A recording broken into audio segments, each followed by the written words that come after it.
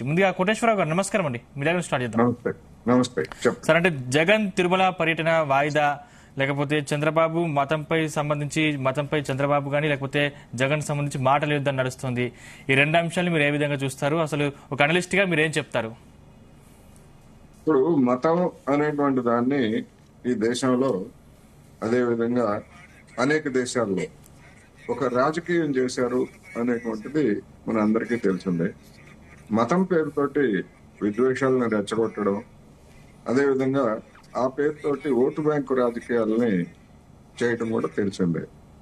కొంతమంది మైనారిటీ మతాలను రెచ్చగొట్టి మైనారిటీ ఓటు బ్యాంక్ రాజకీయాలు చేస్తే, కొంతమంది మెజారిటీ మతాలని రెచ్చగొట్టి మెజారిటీ ఓటు బ్యాంకు రాజకీయాలని చేసుకుంటున్నారనేటువంటిది మనం చూస్తే, తిరుమల లడ్డు విషయంలో ప్రారంభమైంది ఎక్కడ? నెయ్యి కల్తీ దగ్గర ప్రారంభమైంది. ఆ నెయ్యి కల్తీ దగ్గర ప్రారంభమైనటువంటి వివాదం ఇప్పుడు ఏ దశలో ఉన్నది అంటే, మతాలు, సనాతన ధర్మం మీద దాడి, మత హక్కులు లేకపోతే ఆచారాలు, వీటికి సంబంధించినటువంటి చర్చ ఎక్కువగా నడుస్తాం. అంటే ప్రారంభమైనటువంటి వివాదం ఏమో కల్తీ గురించి, అది పక్కకు పోయి సనాతన ధర్మం గురించి, మతం గురించి చర్చ జరుగుతాం. మరి ఎవరైనా సనాతన ధర్మం అనేటువంటిది ఈ దేశంలో దళితులుగా ఉన్నటువంటి వాళ్ళకి కానీ, గిరిజనులుగా ఉన్నటువంటి వాళ్ళకి కానీ, లేదా శూద్ర కులాల పేరుతో ఉన్నటువంటి వాళ్ళకి కానీ, లేదా వెనుకబడి తరగతుల వాళ్ళకి కానీ చేసినటువంటి హాని ఎంత అనేటువంటిది గతంలో చర్చ జరిగింది. ఇప్పుడు కూడా అటువంటి చర్చ జరుగుతూ ఉంది. కానీ అలాంటి దాన్ని పరిరక్షించాలనేటువంటి పేరుకి లడ్డూకి అసలు సంబంధం ఏమిటి? ఒక విధంగా చెప్పాలంటే సనాతన ధర్మానికి లడ్డూకి సంబంధం ఏమిటి? అసలు సనాతన ధర్మం అనేటువంటిది వీళ్ళు చెప్తున్నట్టుగా 1000 సంవత్సరాల నుంచి ఉంది. కానీ లడ్డు అనేటువంటిది ఎప్పుడు వచ్చింది? ఇటీవలనే కదా, మన కళ్ళ ముందే కదా లడ్డు వచ్చింది. అందుకని లడ్డూకి సనాతన ధర్మానికి అసలు సంబంధమే లేదు. లడ్డు కల్తీకి సనాతన ధర్మానికి సంబంధమే లేదు. అందుకని ఈ వివాదంలో వచ్చేసరికి, సరే నిన్న తాజా విషయానికి వస్తే, జగన్మోహన్ రెడ్డి గారు నేను చంద్రబాబు నాయుడు చేసినటువంటి పాపాన్ని పరిహరించండి లేదా క్షమించండి స్వామి అని చెప్పేసి దేవుణ్ణి కోరుకోవడానికి నేను తిరుమల వెళ్తాను అని చెప్పారు. అది చెప్పినప్పుడు వెంటనే వచ్చినటువంటి రియాక్షన్స్ ఏమిటి? మీరు హైందవేతరులు, మీరు క్రైస్తవులు, మీరు డిక్లరేషన్ మీద సంతకం చేయాలి, లేదా తిరుమల వెళ్లేటువంటి వాళ్ళందరూ కూడా గుండు కొట్టించుకోవాలి, అదేవిధంగా భార్యతో సహా వెళ్ళాలి. ఇవన్నీ చేయకపోయేట్లయితే మేము మిమ్మల్ని అడ్డుకుంటామని చెప్పేసి ముందుగానే కొన్ని రాజకీయ పార్టీలు, కొన్ని హిందుత్వ సంస్థల పేరుతో ఉన్నటువంటి వాళ్ళందరూ కూడా చేశారు.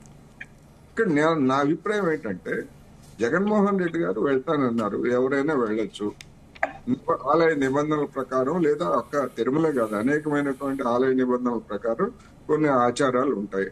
ఇప్పుడు ప్యాంటు షర్ట్లు వేసుకొని వెళ్ళనివ్వరు, అంగవస్త్రం ధరించాలి. ఇష్టం ఉన్నటువంటి వాళ్ళు అంగవస్త్రం ధరిస్తారు, లేదా అసలు ఆలయ సందర్శన మానుకుంటారు. అది వాళ్ళ వ్యక్తిగతమైన ఇష్టం. రెండవది, వేరే మతాలకు చెందినటువంటి వాళ్ళు ఎవరైనా ఉన్నట్లయితే సదరు ఆలయ సాంప్రదాయాలని, మర్యాదల్ని గౌరవిస్తాము అని చెప్పేసి డిక్లరేషన్ లో సంతకం చేయాలి. అసలు జగన్మోహన్ రెడ్డి గారిని అక్కడికి వెళ్ళనివ్వకుండానే ఆయన చేస్తారా లేదా అనేటువంటిది అప్పుడు తేలేదు కదా. తెల్లకుండానే మొత్తం ముందుగానే మేము అట్లా చేస్తాము, ఇట్లా చేస్తాము పిలుపులు ఇవ్వడం, మేము అడ్డుకుంటామని పిలుపులు ఇవ్వడం.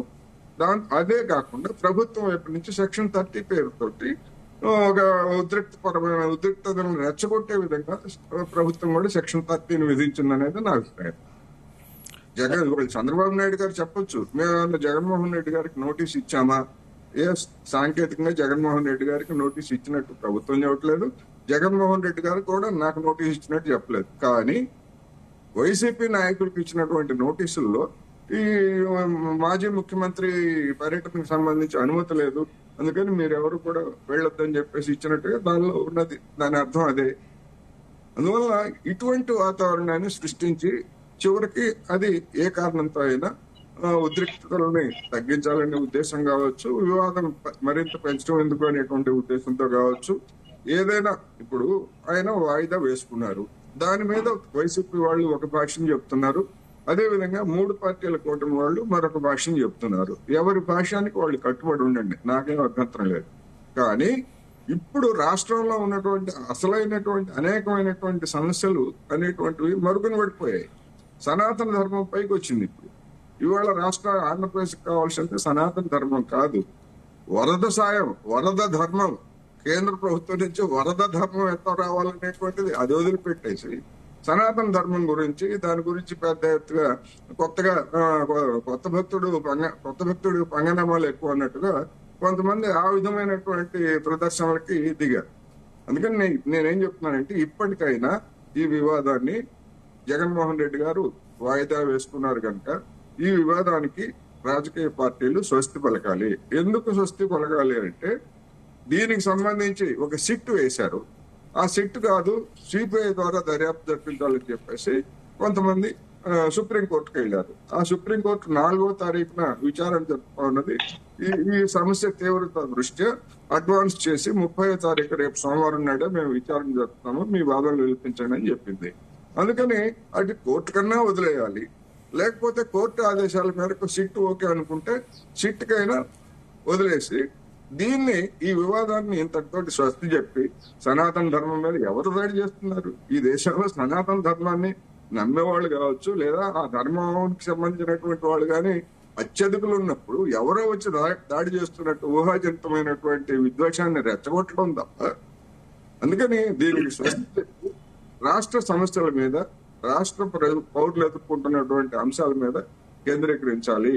ఇది అన్ని పార్టీలకి, వైసీపీ, తెలుగుదేశం, బీజేపీ, జనసేన, లేదా హిందుత్వ పరిరక్షకులుగా చెప్పుకుంటున్నటువంటి వాళ్ళందరితో సహా నా విజ్ఞప్తి, నా సూచన.